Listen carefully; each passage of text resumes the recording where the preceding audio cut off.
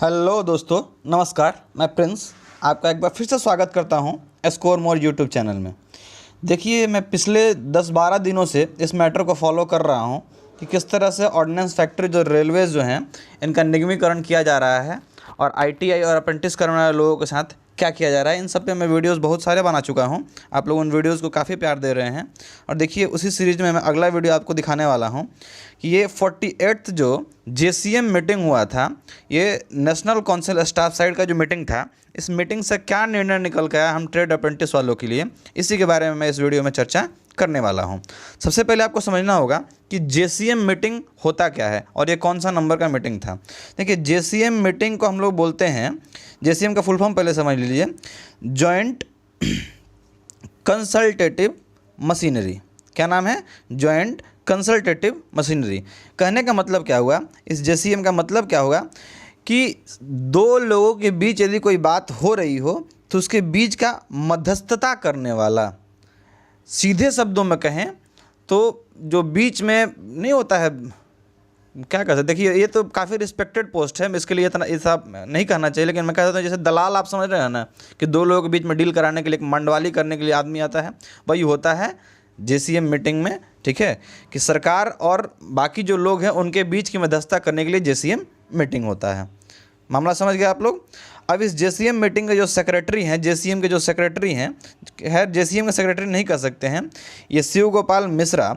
इनको आप लोग शायद परिचित होंगे पहले से, क्योंकि कई लोग इनका नाम बोलते रहते हैं अपने वीडियोज़ में, शायद आप लोग उन सबका वीडियोज़ देखते भी हैं। तो जनरल सेक्रेटरी हैं all India railway men's federation के। किसके हैं? All India railway men's federation के ये मतलब सेक्रेटरी हैं। देखिए, इस वीडियो में मैं सबके बारे में चर्चा करने वाला हूं, चाहे आपने DRDO से अप्रेंटिस किया हो, इसरो से किया हो, MES से यानी मिलिट्री इंजीनियरिंग सर्विस से अप्रेंटिस किया हो, या फिर ऑर्डिनेंस फैक्ट्री से किया, आप जहां से भी किया है, किसी भी डिफेंस सेक्टर से या फिर किसी भी रेलवे से, उन सब के बारे में इस वीडियो में चर्चा होने वाली है। तो इस वीडियो का आप एक बार भी स्किप मत कीजिएगा, वरना आपका बहुत कुछ छूट सकता है। इस वीडियो में काफ़ी अच्छे से आपको समझा दूंगा कि इस टोटल मीटिंग में हुआ क्या। तो ये जॉइंट कंसल्टेटिव मशीनरी का जो मीटिंग रहा, इसमें ये डिस्कस किया गया, पहला तो डिस्कस किया गया, ये लोग अपने बारे में सोचे कि हम लोगों का जो DA वगैरह है वो सब कैसे मिलेगा नहीं मिलेगा, उसके बारे में चर्चा हुई। साथ साथ और भी मीटिंग्स में क्या क्या हुए इसके बारे में बता दूं। सबसे पहला बात निकल के आया कि ऑर्डिनेंस फैक्ट्री को जो किया जा रहा है कॉरपोरेशन, इसके बारे में चर्चा हुई। इसके बारे में चर्चा क्या हुई, तो इन लोगों का मतलब इन लोगों की मांग क्या थी, इसके बारे में आपको बता दूं। तो जितने भी गवर्नमेंट एम्प्लॉयज़ हैं, लगभग 32 लाख गवर्नमेंट एम्प्लॉयज़, इनका कहना था कि इन 4100 जो फैक्ट्रीज़ हैं ऑर्डिनेंस की, इन सबको कॉरपोरेशन नहीं करना चाहिए। यदि आप लोग कॉरपोरेशन करते हैं तो हम लोग इसके खिलाफ़ क्या करेंगे? धरना देंगे। क्लियर है मामला? इन लोगों का कहना था कि हम लोग धरना देंगे, हम लोग काम नहीं करेंगे। ये 32 लाख टोटल एम्प्लॉय बोल रहे हैं कि हम लोग काम नहीं करेंगे यदि आप लोग इसको मतलब ये करेंगे, प्राइवेट करेंगे या फिर कॉरपोरेशन करेंगे। तो इस तरह का मामला निकल के आया। मतलब ये लोग 19 जुलाई से अनिश्चितकालीन धरने पे बैठने वाले हैं। लेकिन मैं आपको एक बात और बता दूं कि मैंने एक पिछले वीडियो में बताया था कि ये लोग धरना देने वाले हैं, इसके लिए सरकार ने क्या लगा दिया? आस्पा लगा दिया था। आस्पा एक कहता है कि आप धरना नहीं दे सकते हैं अपने वर्क प्लेस पे। अब देखिए, JCM मीटिंग में कौन कौन शामिल था इसके बारे में भी आपको बता दूं। इन सबका ट्विटर हैंडल है, आप जाके चेक कर लीजिएगा। ट्विटर में सबका नाम डाल के आप चेक कर सकते हैं ये लोग थे कि नहीं। सबसे पहले थे हमारे सेक्रेटरी साहब शिव गोपाल मिश्रा। उनके बाद बात करें, श्री M राघविया, ये लीडर थे। श्री गुमान सिंह, ये मेंबर थे। फिर JR भोसले, C श्री कुमार और RN पराशर, ये सारे लोग मेंबर्स थे इस पूरे मीटिंग में। ये लोग फिजिकली वहाँ पे प्रेजेंट थे। किस दिन? 26/6/2021 को ये लोग फिजिकली, यानी कि ऐसा नहीं कि वर्चुअली कंप्यूटर से बैठ के बोल रहे हैं, नहीं, ये सब लोग वहाँ पे फिजिकली वहाँ पे उपस्थित थे। अब देखिए हुआ क्या, ये JCM मीटिंग होता क्या है, तो देखिए इसके बारे में भी एक बार आपको बता दूँ कि DOPT आप लोग जानते हैं, department of personnel and training. Department of personnel and training मतलब इसको बोलते हैं कर्मचारी और उनके जो शिक्षण संस्थान होते हैं, उनके जो मंत्री हैं, आप लोगों को पता होगा डॉक्टर जितेंद्र सिंह, ये DOPT के मिनिस्टर हैं। तो ये जितना भी रिक्रूटमेंट का काम होता है ना, किसी को भी बहाल करना, रिक्रूटमेंट करना, ये किसके हाथों में होता है? उन्हीं डीओपीटी मिनिस्टर के पास, ठीक है। वही बोलेंगे तो वैकेंसी निकलेगी, वही बोलेंगे तो वैकेंसी रुकेगी। तो उनके साथ ही मेन इन लोगों की डील थी, ठीक है। ये मीटिंग मेनली उन्हीं के साथ था, डीओपीटी के साथ ही था। द सेक्रेटरी ऑफ डीओपीटी जो थे वो इन लोगों को बुलाए थे। देखिए मिनिस्टर्स को कुछ पता नहीं होता है। मैं आपको एक चीज़ क्लियर कर दूं, किसी भी मंत्री को कुछ भी पता नहीं होता है। किसको पता होता है? उसके सेक्रेटरी को, ठीक है। जो हमारे देश का टॉप ब्यूरोक्रेट्स होते हैं, जो आईएएस बन के जाते हैं, वही जाके आगे सेक्रेटरी बनते हैं अलग अलग मंत्रालय में। आपने सुना होगा कि जो लोग 25 साल के अंदर, 22 साल 23 साल के जो होते हैं, वो यदि आईएएस क्वालिफाई करते हैं, वही आगे जाके 58 लगभग 55 साल के प्लस हो जाने पे किसी डिपार्टमेंट का सेक्रेटरी बनते हैं, किसी मंत्रालय के सेक्रेटरी बनते हैं। सब उन्हीं को पता होता है कैसे हमको रिक्रूटमेंट करना है, कितने लोग करना है, कितना हमें वर्कफोर्स चाहिए, सब कुछ उनको पता होता है। मंत्री लोगों को घंटा पता नहीं होता है। उन लोगों को सिर्फ एक ही चीज़ पता है कि हमारे पास सेक्रेटरी साहब लाइए, हम ठप्पा लगा देंगे, मुहर लगा देंगे, साइन कर देंगे, बस उन लोगों को यही पता होता है, ठीक है। तो आप लोग मंत्री के तो चक्कर में बिल्कुल मत रहिएगा। चक्कर में किसका रहना है कि यदि उसका सेक्रेटरी काम कर रहा है कि नहीं। तो यहाँ पे बात किससे हुई? सेक्रेटरी से। क्लियर है मामला? ये जो भी लोग थे जेसीएम मीटिंग में, इन लोगों ने बात किससे की? सेक्रेटरी से। अब देखिए मामला क्या हुआ। हम लोग सीधे पहुंचते हैं अपने मुद्दे पे, क्योंकि बाकी लोगों का डीए और सीए ये सब का मामला हम लोग जान के कुछ करेंगे नहीं।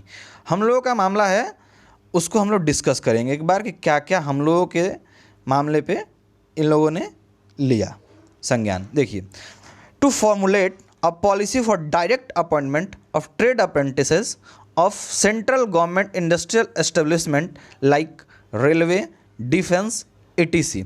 अब जैसे ही यहाँ पर डिफेंस कहा जा रहा है और रेलवे कहा जा रहा है, तो रेलवे में मेट्रो रेल वगैरह सब कुछ आ जाएगा। डिफेंस सेक्टर जैसे ही बात करते हैं तो इसमें डीआरडीओ, एमईएस यानी मिलिट्री इंजीनियरिंग सर्विस, इसरो, ठीक है, इंडियन स्पेस रिसर्च ऑर्गेनाइजेशन, साथ साथ BARC Bhabha atomic research centre, जितने भी ऑर्गेनाइजेशन इस तरह के हैं जिसमें हम लोग अप्रेंटिस करते हैं। इसमें यही नहीं कि केवल आईटीआई पास वाले अप्रेंटिस, यही इनकी बात नहीं हो रही है। इसमें हम लोग बात कर रहे हैं ग्रेजुएट डिप्लोमा वाले जो अप्रेंटिस होते हैं उनकी भी, और साथ साथ आईटीआई पास करके जो अप्रेंटिस गए हैं उनकी भी। इन सब के बारे में चर्चा हुई है, ठीक है। तो ये आप लोग भ्रम में मत रहिएगा, ये केवल इस वाले अप्रेंटिस के लिए, आईटीआई वाले नहीं, ग्रेजुएट डिप्लोमा वाले जो अप्रेंटिस होते हैं उनके बारे में बात हुई है। और सबके बारे में कहा गया है कि इनको एक ऐसी मतलब टू फॉर्मुलेट एक ऐसी पॉलिसी बनानी चाहिए जिससे डायरेक्ट अपॉइंटमेंट हो इन सारे ट्रेड अप्रेंटिस। कुछ लोग चिल्लाते रहते हैं एक्ट अप्रेंटिस, अरे एक्ट अप्रेंटिस कुछ नहीं होता है भाई। वीडियो बना के कुछ भी बोल दो, कम से कम जानकारी तो रख लो। बहुत सारे वीडियोज हमने देखे, उसके बाद मैं वीडियो बना रहा हूँ एकदम तंग होके। एक्ट अप्रेंटिस क्या? एक्ट अप्रेंटिस, अप्रेंटिस को भर्ती करने के लिए एक्ट लाया गया था 1961 में। तो एक्ट अप्रेंटिस क्या होता है? एगो को सुने बोल रहा था, कौन सा फोन पे बतिया रहा, झूठे हो कि सचोगे। तू कह रहा है कि वो कहा कि ट्रेड अप्रेंटिस, तो कहते ना एक्ट अप्रेंटिस बोलिए। अरे पागल है कोची। ट्रेड अप्रेंटिस होता है जिस ट्रेड से आप अप्रेंटिस कर रहे हैं, आपको पूरा का पूरा बोला था टीए। आप लोग जिस फैक्ट्री में हो रहे होंगे, अप्रेंटिस कर रहे होंगे, वहाँ आपको टीए बोला जाता होगा, टीए नंबर आपको मिलता होगा। ट्रेड अप्रेंटिस होता है, एक्ट अप्रेंटिस कुछ नहीं होता। एक्ट अप्रेंटिस 1961 के तहत कहा गया था कि किसी को डायरेक्ट बहाली नहीं किया जाएगा, लेकिन उसके अंदर एक प्रोविज़न था। देखिए ये सेक्शन 22 जो है, इसी में अमेंडमेंट करना है। इस सेक्शन 22 में यदि अमेंडमेंट कर दिया जाएगा तो उससे क्या होगा कि ये पहले की तरह चालू हो जाएगा कि जीएम स्तर पर इन सब की बहाली शुरू हो जाएगी, ठीक है। तो हम लोग को मेन बदलाव किस में चाहिए? ये सेक्शन 22 में। अब मामला क्या फंसा कि ये लोग स्टाफ साइड तो मीटिंग हो गई, सेक्रेटरी की मीटिंग हो गई, सेक्रेटरी ने कह दिया कि हाँ इस पे ऐसे चर्चा करनी चाहिए, चूँकि अब जैसे जैसे पॉपुलेशन बढ़ रहा है, इंफ्रास्ट्रक्चर बढ़ रहा है, तो लोगों को वर्कफोर्स की ज़रूरत है, कर्मचारी चाहिए। और कर्मचारी कैसे चाहिए? स्किल्ड चाहिए। और आप लोगों ने अप्रेंटिस किया है तो आप लोग स्किल्ड हैं। कम से कम आप लोग आईटीआई वाला से तो अच्छे हैं ना, आप लोगों ने मशीन तो कम से कम देखा है ना, ऑपरेट तो किया है ना हाथों से। तो आप लोग उतने दक्ष हैं कि जब आपको काम करने के लिए दे दिया जाए तो आप लोग काम कर सकते हैं, क्योंकि अप्रेंटिस वालों को ये बखूबी पता होता है किस मशीन में कैसे ऑपरेट करना है। बाकी आईटी वाले तो मशीन देखते भी नहीं है, छूते भी नहीं होंगे कभी। तो इसलिए सरकार आपको ही लेगी, आप निश्चिंत रहिए। और आईटी वालों को नया बहाली लेगी, नया अप्रेंटिस करवाया जाएगा, फ्री लेगी। इसीलिए इतने सारे कौशल विकास केंद्र खोले गए। मोदी जी का ये काफ़ी लंबा चौड़ा प्लान था कि कौशल विकास केंद्र खोलो, इसमें लोगों को ट्रेनिंग दो, स्किल्ड करो, फिर जाके वैकेंसी होगा तो ये लोग अच्छे से दक्षता से काम कर पाएंगे। वरना आपको ले लेंगे यदि आईटीआई पास पे, तो आप लोग को 2 साल लग जाएगा सिखाने ही में। तो आईटीआई पहले कर लो, आईटीआई के बाद अप्रेंटिस कर लो, उससे आप लोग अच्छी तरह से सीख पाओगे मशीन को कैसे हैंडल करना है। क्योंकि वहाँ जो मशीन्स होते हैं उनको हैंडल करने में कुछ नहीं होता है, उनके पास लिमिट लगा होता है, हर मशीन में कुछ लिमिटेशंस होती हैं, क्या वो मशीन इतना ही काट पाएगा, इतना ही कर पाएगा। ऐसा नहीं है कि एक बार आप कुछ करने जाएँ तो पूरा ख़त्म कर देगा, ऐसा कुछ नहीं होता है, सब में लिमिट लगा होता है। तो जो लोग थोड़े से दक्ष होंगे वो काम कर सकते हैं उस मशीन्स पे। तो इसलिए कहा गया कि इस सेक्शन को यदि अमेंड कर दें, इसमें सुधार ला दें, तो इन लोगों का जो फिर से रास्ता था वो खुल जाएगा। क्योंकि 2014 में प्रोविज़न लाया गया था कि रेलवे ने कहा था कि हम 20% एक्स्ट्रा सीट, मतलब 20% जितना सीट निकालेंगे उसका दे देंगे ताकि हमारे जो अप्रेंटिस है वो भर्ती हो जाए। और डिफेंस सेक्टर ने कहा था कि 5 नंबर हम एक्स्ट्रा देंगे मेरिट के लिए।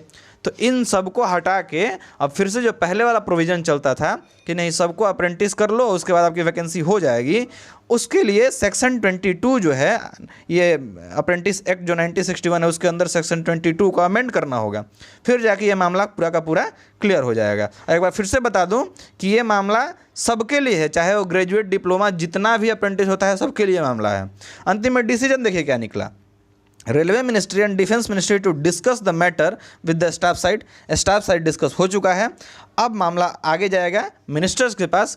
अब उम्मीद यही कर रहा हूं मैं कि मिनिस्टर्स आपस में डिस्कस करेंगे, सारे मिनिस्टर्स, और फिर जाके इस मामले पर ठप्पा लग सकता है। इसके लिए आपको कम से कम बजट सत्र आने तक, बजट सत्र नहीं सॉरी, आगे जो भी सत्र होना है संसद का, उस सत्र को आने तक तो आपको इंतज़ार करना ही पड़ेगा।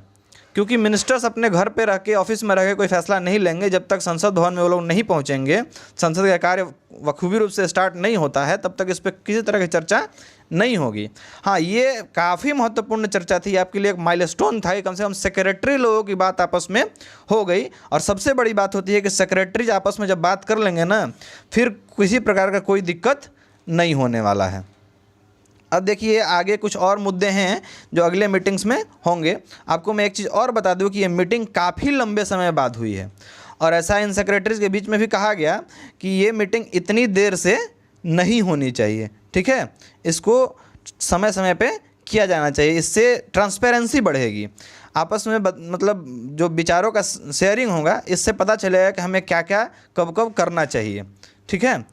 अन्यथा मीटिंग्स देर से होंगे तो सबको दिक्कत होगी, ऐसा नहीं है कि केवल एम्प्लॉयज़ को या फिर किसी को दिक्कत होगी, इसको फॉर्मुलेट करने वाले सबको दिक्कत होंगी इससे। तो जो 47th मीटिंग थी वो देखिए इधर हुआ था नवंबर 2016 में, और सोचिए 48th कराने में इन लोगों को 4 साल 5 साल लग गए। तो इस तरह से होगा तो क्या होगा, वैकेंसी कहाँ से आएगी भाई। डीओपीटी को ये पता होना चाहिए ना कि हमें कितनी वैकेंसी चाहिए, कितने लोग चाहिए, कब रिटायर्ड हो रहे हैं, कब क्या हो रहा है, ये सब पता होता है डीओपीटी को। और डीओपीटी का सेक्रेटरी जब मीटिंग ही नहीं करेगा तो पता कैसे चलेगा। तो आप लोगों को मैं उम्मीद करता हूँ कि ये वीडियो काफ़ी अच्छे से समझ में आया होगा। यदि आपको ये वीडियो अच्छे से समझ में आया होगा तो अपने दोस्तों को ज़रूर बताइएगा कि आप लोग इस चैनल को फॉलो कीजिए। और बाकी जितने चैनल्स आप लोग देख रहे हो, यदि वो फेक है तो आप लोग फेक न्यूज़ पर ना जाओ। मैं कहता हूँ कि फेक न्यूज़ जो बता रहा है उसको मैं यदि फेक न्यूज़ बता रहा हूँ तो आप मेरी भी वीडियो मत देखो। ज़रूरत नहीं है देखने की, आप जिस सोर्स से देखते हो उसी सोर्स से देखो, लेकिन जहाँ से देखो फैक्ट्स देखो, ठीक है। गलत बातों में मत जाओ कि ये वीडियो उसने बना दिया उसमें ऐसे देख रहे हैं, ऐसा मत करो।